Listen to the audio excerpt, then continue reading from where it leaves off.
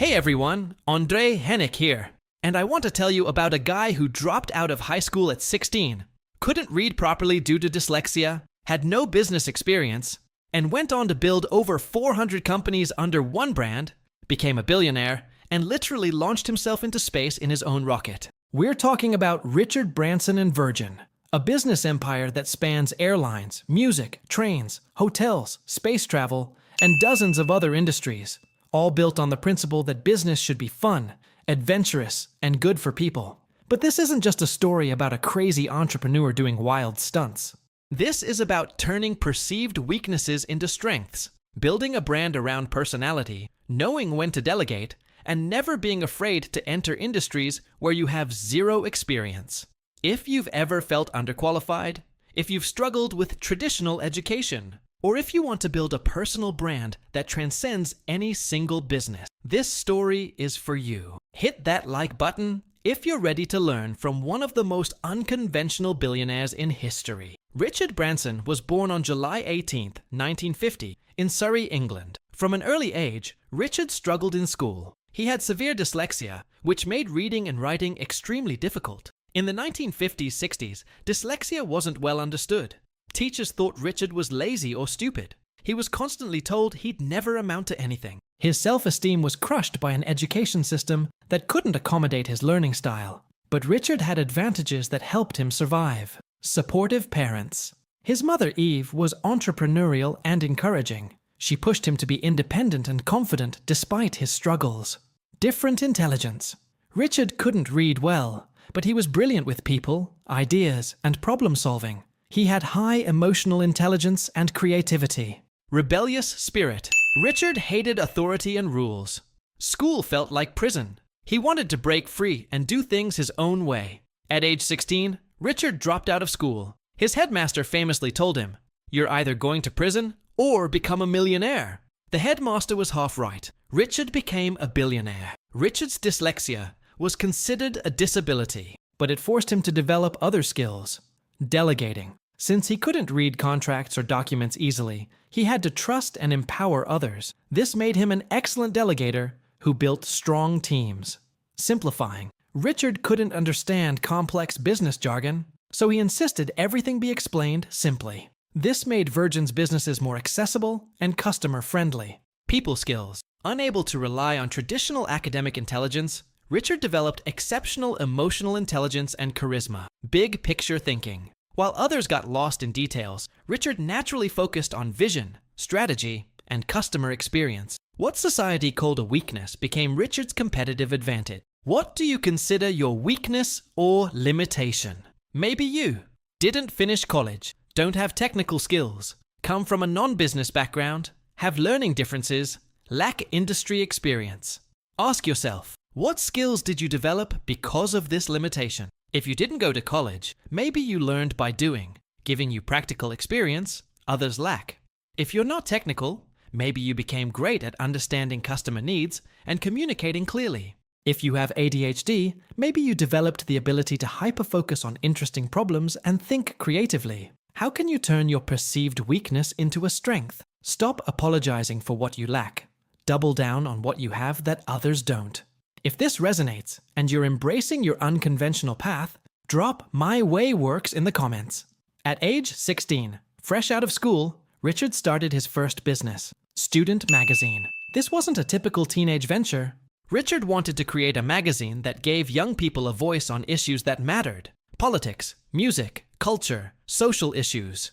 He had no money, no office, no experience, but he had audacity. How he made it work. 1. Got free content. Richard convinced famous people to write for free. John Lennon, Mick Jagger, R.D. Laing, famous psychologist. He pitched it as giving youth a platform. 2. Sold advertising. He cold-called companies and sold ads to fund printing. 3. Used phone box as office. Richard literally ran the magazine from a phone booth, making calls to contributors, advertisers, and distributors. 4. Recruited friends. He convinced schoolmates to help distribute and sell the magazine. Student Magazine became successful, reaching 100,000 plus circulation. It wasn't massively profitable, but it taught Richard crucial lessons. How to sell, how to get people to work for a vision, how to operate with no money, how to create something from nothing. More importantly, it gave him confidence. If I can do this with no resources at 16, what else can I do? Richard didn't wait until he had money, experience, or credentials. He started with what he had: audacity, energy, and willingness to figure it out. Most people wait for the right time. When I have more money, when I know more, when I have the right connections, when conditions are perfect. Richard's approach: start now. Figure it out as you go. What are you waiting for? The right time to start. The truth: you'll never feel fully ready. The right time is now. Questions: what can you start today with the resources you currently have? Don't wait for funding. Don't wait for perfect knowledge. Start small, learn, iterate. What would you do if you couldn't wait any longer? Imagine you have 30 days to launch. What would you do? Do that. Who can you convince to help you for free or cheap?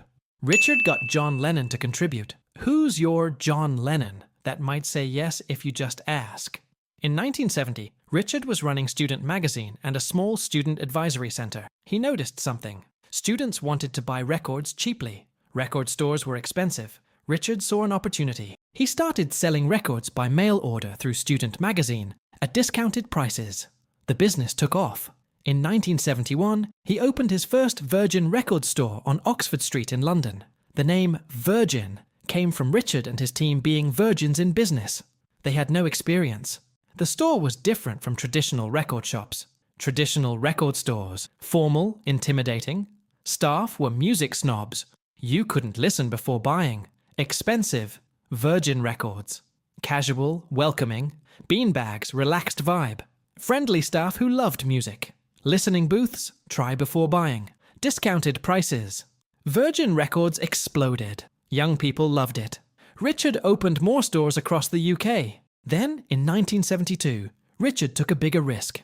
He opened a recording studio, The Manor, and launched Virgin Records as a record label. The first signing: Mike Oldfield's Tubular Bells, 1973. This album became a massive hit, selling over 5 million copies and funding Virgin's expansion. Virgin Records went on to sign the Sex Pistols, Culture Club, the Rolling Stones, and many other legendary acts. By the late 1970s, Virgin was one of the top independent record labels in the world. Virgin Records didn't succeed just by selling music. They succeeded by creating an experience. Stores that felt like hangouts, not retail spaces. Staff who were passionate, not pushy. Atmosphere that was fun, not transactional. Customer experience that was welcoming, not intimidating. This became Virgin's formula across every business. Make it more fun, more customer-friendly, more human than competitors. The pattern: traditional industry, stuffy, formal, intimidating. Virgin enters: fun, accessible, customer first. Result: customers switch to Virgin. How can you make your industry more fun, accessible, and human? Questions: what sucks about your industry from a customer perspective? Identify the pain points, frustrations, and negative experiences customers have with traditional providers. How can you eliminate those pain points? Don't just be a little better. Completely reimagine the experience. What would make doing business with you fun instead of transactional? People remember how you made them feel, not just what you sold. Can you build community around your product or service? Virgin created tribes of music lovers, travelers, fitness enthusiasts. What tribe can you create? In 1984, Richard made a decision that seemed completely insane to everyone around him. Enter the airline industry. Let's be clear about the context. Richard knew nothing about airlines. Virgin had zero experience in aviation. The airline industry was notoriously difficult, capital-intensive, low margin, highly regulated, and dominated by massive incumbents like British Airways that had been operating for decades. Furthermore, the airline industry was littered with failures. Most new airlines went bankrupt within 5 years. Even experienced aviation professionals struggled. The odds of success were statistically terrible. Why would Richard, running a successful music business, enter such a nightmare industry? The opportunity. A lawyer named Randolph Fields approached Richard at a party with an idea. Start a low-cost airline between London and New York, serving a route dominated by British Airways and other expensive carriers. Richard's initial reaction: "Are you crazy? I don't know anything about airlines. That sounds like a terrible idea." But Fields was persistent. He kept pitching, and Richard, curious by nature, started researching. The customer insight. Richard began flying regularly on existing airlines: British Airways, Pan Am, TWA. He documented every aspect of the experience. What he found? Flying in the 1980s was miserable. The problems: comfort. Seats were cramped, uncomfortable, and designed to pack in as many passengers as possible with zero concern for human comfort. Food. Airline food was famously terrible. Barely edible mystery meals served on plastic trays. Service. Flight attendants were often rude, unhelpful, or indifferent. They treated passengers like an inconvenience. Entertainment. None. You sat for 6 to 8 hours with nothing to do except read the in-flight magazine or stare at the seat in front of you. Overall experience. Flying felt like being cattle, herded, processed, uncomfortable, and treated as cargo, not customers. Price. Despite this terrible experience, flights were expensive. Business class was outrageously priced, but only marginally better. The revelation. Richard had a light bulb moment. If I hate flying this much, and I can afford first class, imagine how regular people feel. What if someone made flying actually enjoyable? This was Richard's pattern. Find an industry where customer experience is terrible. Imagine what great would look like. Build that. The negotiation. Richard approached Boeing about leasing a 747, but he was smart about risk. He negotiated a unique deal. Virgin could return the plane after 1 year if the airline didn't work out. This was brilliant risk management. If Virgin Atlantic failed, Richard could exit without being stuck with a massive asset he couldn't use. This gave him permission to try without betting everything on an industry he didn't understand. The launch. June 1984. Virgin Atlantic launched with a single plane and one route: London Gatwick to Newark, New York area. But from day one, Virgin Atlantic was designed to be different from every other airline. The Virgin Atlantic difference. 1. Upper class. Business class reimagined. While other airlines called it business class, Richard called it upper class, positioning it as premium without being snobbish. Features. Significantly more legroom and recline than competitors. Better quality meals with real ingredients. Complimentary bar service. Personal entertainment systems, revolutionary in 1984. Sleeper seats that actually reclined comfortably. Premium cabin design with mood lighting. Price. Competitive with other business class tickets, but much better experience. The psychology. Upper class felt like an upgrade from competitors' first class, but cost the same as their business class. 2. Economy class. Redefined expectations. Even in economy, Virgin was different. More legroom than competitors. Reduced seats per plane to give passengers more space, sacrificing capacity for comfort. Better food. Richard personally tasted every meal. Friendly, helpful cabin crew trained to be genuinely nice. Entertainment systems in every seat. Eventually, free drinks and amenities. The trade-off. Virgin sacrificed maximum capacity for better experience. They fit fewer seats on the plane, which meant they needed higher load factors or prices. But customers appreciated the comfort and were willing to pay. 3. Cabin crew culture. Richard recruited cabin crew with a specific attitude, genuinely friendly and helpful, not robotic or scripted, empowered to solve problems creatively, proud to work for Virgin. He famously said, "I want cabin crew who would help an old lady with her bags, not because it's in the manual, but because they're nice people." Training. Virgin invested heavily in service training, teaching crew to anticipate needs, be proactive, and treat passengers like friends. Result. Virgin's cabin crew became famous for being the friendliest in the sky. This created word-of-mouth marketing. 4. Marketing and branding. Richard personally starred in cheeky advertising campaigns that mocked competitors. Famous campaign. No way BA his. AA. Mocking British Airways and American Airlines. Virgin's marketing was irreverent, funny, and positioned Virgin as the underdog challenger fighting the stuffy establishment. Richard's stunts. Drove a tank down to British Airways headquarters, dressed in drag for publicity photos, did outrageous publicity events. This generated millions in free media coverage. Virgin couldn't outspend BA on advertising, but they out-innovated them on publicity. The results. First year. Against all expectations, Virgin Atlantic was profitable in its first year. Why? 1. Differentiated product. The experience was genuinely better than competitors. Customers noticed and chose Virgin. 2. Competitive pricing. Virgin charged similar prices to BA, but offered better value, making the choice obvious. 3. PR and buzz. Richard's personality and marketing created massive awareness despite limited advertising budget. 4. Word of mouth. Satisfied customers told friends. Have you flown Virgin? It's so much better than BA. The British Airways War, 1990s. Virgin Atlantic's success threatened British Airways' dominance on transatlantic routes. BA responded with what became known as the Dirty Tricks campaign. What BA did, allegedly unproven. 1. Poaching customers. BA staff called Virgin passengers pretending to be Virgin employees, told passengers Virgin flights were cancelled or delayed, lies, convinced them to switch to BA flights. 2.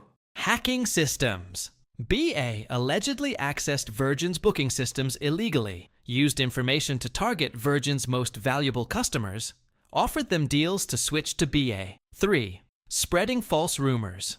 Planted stories in media about Virgin's financial troubles, suggested Virgin was unsafe or unreliable, tried to damage Virgin's reputation. 4. Intimidation. BA executives publicly dismissed Virgin as a small player, used their size and influence to pressure airports and suppliers. Richard's response. Richard sued British Airways for libel and defamation in 1992. The trial. The case went to court. Evidence emerged proving BA's dirty tricks. BA couldn't deny it. In January 1993, BA settled, paid Virgin Atlantic $610,000 in damages, paid Richard Branson personally $110,000, issued a public apology, paid legal costs. The PR victory. Even better than the money was the publicity. The trial portrayed Richard as the brave underdog, BA as the evil corporate bully, Virgin as the customer-focused good guy. This David versus Goliath narrative generated massive free publicity and positioned Virgin as the people's airline fighting the establishment. Outcome. Virgin Atlantic's bookings surged. People wanted to support the underdog. Richard became a folk hero. The expansion strategy. After proving the concept on London, New York, Virgin expanded strategically. Phase 1, 1984-1990. Focus on profitable transatlantic routes, London to major US cities. Phase 2, 1990s. Expand to Asia, Tokyo, Hong Kong, Shanghai. Phase 3, 2000s. Add more destinations, increase frequencies. Phase 4, 2010s. Launch Virgin America, US domestic, Virgin Australia. The strategy. Start with high-demand routes where incumbents were complacent. Prove the model works and generate cash. Use profits to fund expansion. Maintain quality and brand consistency across all routes. Partner or license Virgin brand to regional operators. Virgin Australia, Virgin America. The long-term impact. Virgin Atlantic never became the biggest airline, but it forced the entire industry to improve. Industry changes. Virgin influenced. Better in-flight entertainment. Everyone copied Virgin's seatback screens. Improved business class products. Competitors had to upgrade to compete. Better customer service training. More passenger-friendly policies. More attention to customer experience. Even if someone flew BA, they benefited from Virgin's competition, pushing BA to improve. Lesson 4. Enter industries where customer experience sucks, with strategic advantages. Richard's airline strategy offers multiple lessons for entering established industries. 1. Find the pain. Don't enter industries randomly. Find industries where customers are genuinely unhappy. How to identify. Read customer complaints and reviews. Experience the industry yourself repeatedly. Ask friends about their frustrations. Look for industries where people say, I hate dealing with X. Red flags of opportunity. Low customer satisfaction scores. High complaint rates. Customers feeling held hostage. Limited alternatives. Incumbent companies that stopped innovating. 2. Design for the pain points. Once you identify the pain, design your solution to eliminate those specific frustrations. Virgin's approach. Pain. Uncomfortable seats. Solution. More legroom. Pain. Terrible food. Solution. Better meals. Pain. Rude staff. Solution. Friendly, empowered crew. Pain. Boredom. Solution. Entertainment systems. Pain. Feeling like cattle. Solution. Treat people like valued customers. Your approach. Make a list of every customer pain point in your target industry. Design solutions for each one. Your entire value proposition should be, we eliminate the things you hate. Text. Limit downside risk. Richard's one-year plane lease option was brilliant risk management. The principle. When entering unknown territory, structure deals that limit catastrophic loss while preserving upside. Applications. Lease instead of buy, especially at first.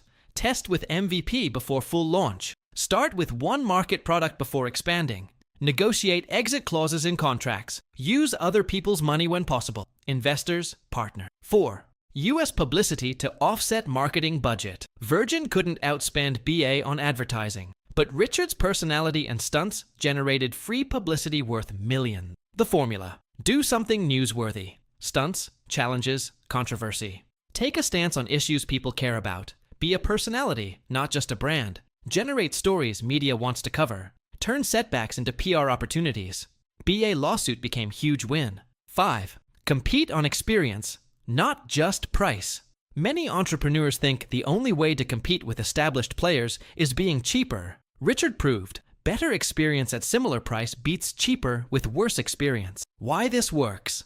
Competing on price alone. Race to the bottom. Destroys margins. Attracts price-sensitive customers who'll leave for a better deal. Unsustainable long-term. Competing on experience.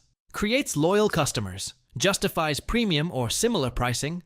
Attracts customers who value quality. Builds defensible differentiation. More sustainable and profitable. Virgin's pricing. Virgin didn't undercut BA dramatically. Upper class was priced competitively with BA's business class. Economy was slightly cheaper, but in the same range. The value proposition wasn't cheapest airline. It was best experience for the price. Turn attacks into opportunities. When BA attacked Virgin with dirty tricks, Richard could have fought quietly, tried to negotiate privately, backed down instead, he sued publicly, and turned it into a PR bonanza. The lesson: when competitors attack, and they will if you're succeeding, consider going public and positioning yourself as the underdog fighting the bully. David versus Goliath sells. People love supporting the underdog. Here's your framework for entering an established industry with terrible customer experience. Step 1. Choose your battleground. What industry frustrates you personally? Where do you see systemic customer unhappiness? Research. Read reviews on Trustpilot, Google, Yelp. Join customer complaint forums. Survey people about their worst experiences. Look at Net Promoter Scores. NPS by industry. Best targets. Industries with structural problems. Regulations protecting incumbents. High-margin businesses with lazy competition. Complex services that intimidate customers. Industries where everyone complains but feels stuck. Step 2. Experience it deeply. Don't theorize. Actually use the incumbent services multiple times. Document every frustration, every confusing moment, every time you felt disrespected or ignored, every unnecessary complication, what you wish existed. Step 3. Design the opposite. For each pain point, design the opposite experience. Framework. Incumbent does. You do. Complicated. Simple. Impersonal. Personal. Slow. Fast. Confusing. Clear. Take it or leave it. Flexible. Nickel and dime. Transparent. Step 4. Test without huge investment. How can you test your concept without betting everything? Options. MVP with limited service area. Pilot program with first 10 to 50 customers. Lease, shield, rent instead of buying assets. Partner instead of building everything. Start in one niche before expanding. Step 5. Generate buzz. How can you get attention without a massive marketing budget? Tactics. Your personal story. While you're doing this, challenge the status quo publicly. Do something newsworthy. Partner with influencers. Create shareable content. Leverage social media. Press releases about your David versus Goliath fight. Step 6. Deliver obsessively. Your early customers are your marketing. If they have great experiences, they'll tell everyone. Over-deliver. Exceed expectations. Make them say, "Holy shit, this is so much better than competitor." That word of mouth is your moat. If you're ready to disrupt an industry with terrible customer experience in 2026, type "I'm going in the comments and tell us which industry. Richard did something unusual for a CEO. He made himself the brand as much as Virgin. Most CEOs stay behind the scenes. Richard put himself front and center. Publicity stunts. Hot air balloon races across oceans. Attempted speed records. Dressing in drag for publicity. Driving tanks down streets. Jumping off buildings. These weren't just ego trips. They were strategic brand building. Benefits. 1. Free media coverage. Richard's stunts generated millions in free press coverage, reducing marketing costs. 2. Brand personality. Virgin became associated with adventure, fun, and boldness because Richard embodied those qualities. 3. Differentiation. While other CEOs were boring suits, Richard was the adventurous, fun maverick.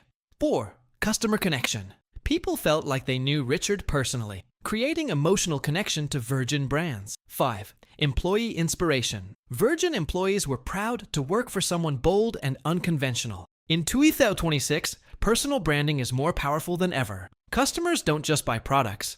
They buy from people they trust, like, and relate to. The power of personal brand. Elon Musk's personality drives Tesla and SpaceX interest. Steve Jobs' perfectionism became Apple's brand. Oprah's authenticity made her media empire trusted. Richard's adventurousness made Virgin cool. Your personal brand strategy. What do you stand for beyond your product?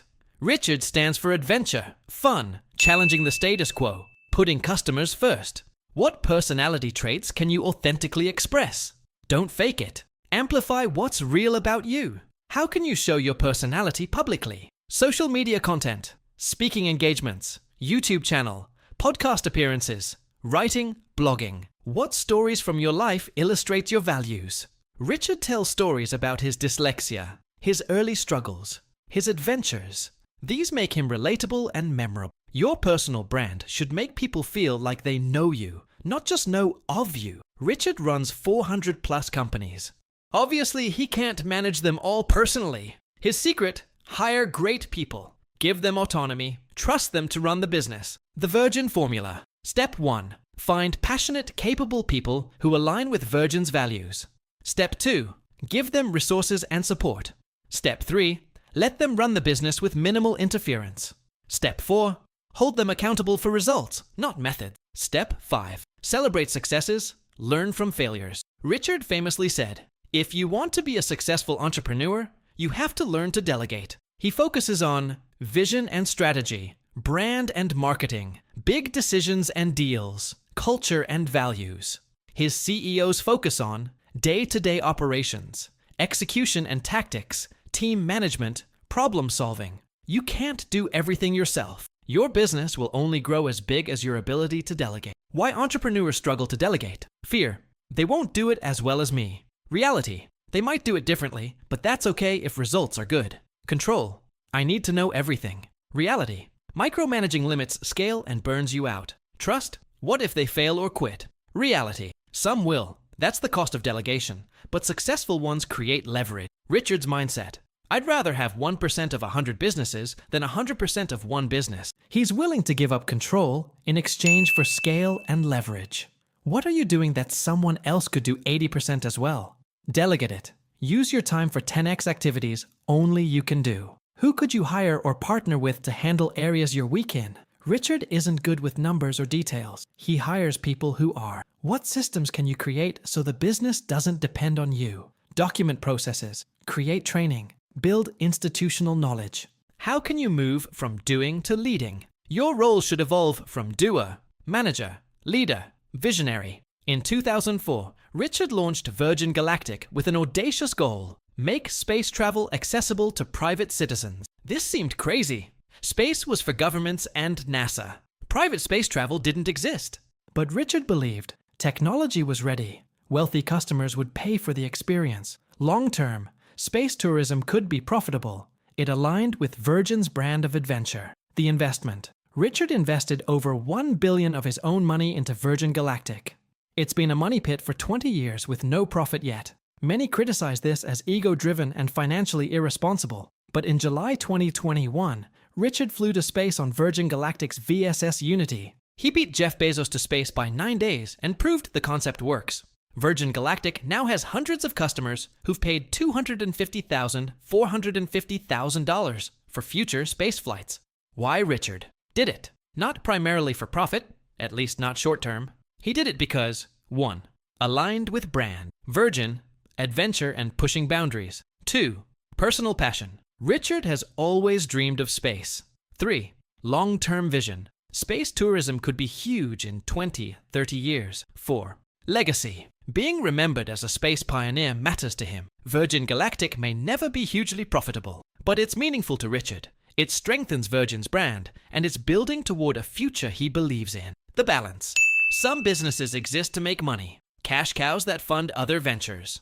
Some businesses exist for passion, purpose, may or may not be profitable but align with values and vision. You need both. What would you work on, even if it never made you rich? That passion project might become your most meaningful work. What do you believe about the future that others don't? Richard believed space tourism would happen. What's your equivalent belief? How can you balance profit-driven work with purpose-driven work? Use cash from profitable ventures to fund passion projects. What legacy do you want beyond money? Richard wants to be remembered for making space accessible. What do you want to be remembered for? Let's make Richard's lessons actionable for your 2026 journey. Action step 1. Embrace your unconventional path. Write down your weakness or limitation. List 3 strengths you developed because of it. Action step 2. Start before you're ready. Identify one project you're waiting to start. Launch a basic version this week. Action step 3. Reimagine customer experience. Choose your industry. List 5 pain points. Customers hate. Design solutions for each. Action step 4. Build your personal brand. Post one piece of authentic content this week showing your personality and values. Action step 5. Delegate one thing. Identify one task you do that someone else could do 80% as well. Delegate it this month. Action step 6. Find your boring industry to disrupt. Research one industry with terrible customer experience. Brainstorm how you'd make it better. Action step 7. Define your passion project. What would you pursue even if profit wasn't guaranteed? Write it down. Start exploring it. Richard's entire approach can be summarized in a few principles. 1. Screw it. Let's do it. Bias toward action over analysis. 2. Business is about people. Relationships and culture matter more than spreadsheets. 3. Make a difference. Use business to improve people's lives. 4. Have fun. If it's not fun, why do it? 5. Protect the downside. Take risks, but limit catastrophic losses. 6.